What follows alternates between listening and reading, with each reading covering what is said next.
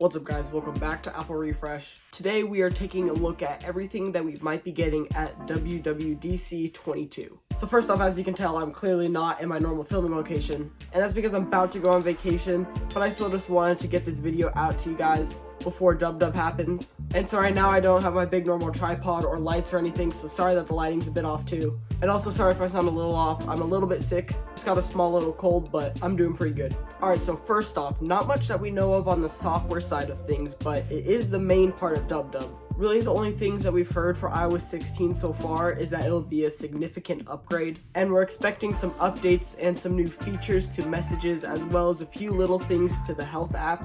We also might be seeing a new redesigned lock screen in iOS 16, which sounds pretty cool, and I guess it's supposed to be more interactive than the current lock screen, so it's supposed to have widget-like capabilities. But that's basically it for the specific things that we've heard. We've just heard that it'll be pretty big, but most likely not a complete redesign at all. Just some pretty significant changes and new features being added. Now we've also heard that watchOS 9 is also going to be pretty significant, with maybe a new low power mode, redesigned watch faces, and overall just making it easier to use.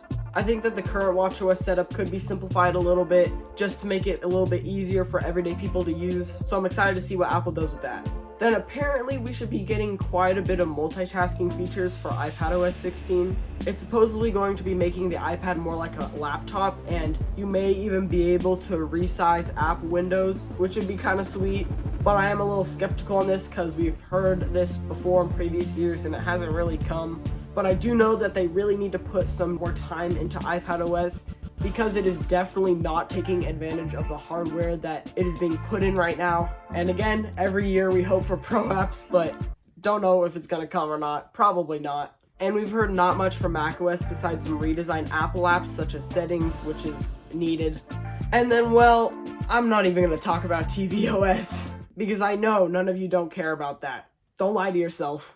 Now onto the exciting part, and probably the area where we have the most questions, which is hardware at WWDC. We have heard rumors of possibly getting an unveil of Apple's upcoming relityos alongside their new AR/VR headset, but according to some more recent reports, we probably won't be seeing it at WWDC. But I am still very hopeful for a look at relityos for the developers, which would make sense because they probably announced that at a WWDC, and then maybe a slight tease of the hardware that harnesses the new software but won't come out until much later. So maybe they'll just give us a smallest sneak peek but then barely give us any information. But I think the more likely option is a new MacBook Air released alongside a new M2 chip. The recent invites that we got for WW show a MacBook in it, and yes, I know a MacBook is in almost every WW invite. But on this one, all of the emoji faces are lit up with a bunch of different colors, maybe signifying that we might be getting a new MacBook Air in colors as rumored. But now finally, the last thing that we might be getting at WW is the new Apple Silicon Mac Pro, because Apple did tease that it was coming soon in their last event. And they joined the rest of our incredible Mac lineup with Apple Silicon, making our transition nearly complete with just one more product to go, Mac Pro. But that is for another day. Now back to Tim. And this WW marks the end of the 2-year transition period for Apple Silicon, so we don't actually really know if the Mac Pro is coming at this event or not. Some believe that it is, but then some believe that it's not because it might be in the M2 lineup instead of the M1, which would make sense because I don't really see them making another M1 chip, but we'll see. Anyways, personally, I think that we are definitely going to be seeing some sort of hardware at WWDC this year. There's just too many possibilities for us to get nothing, I think.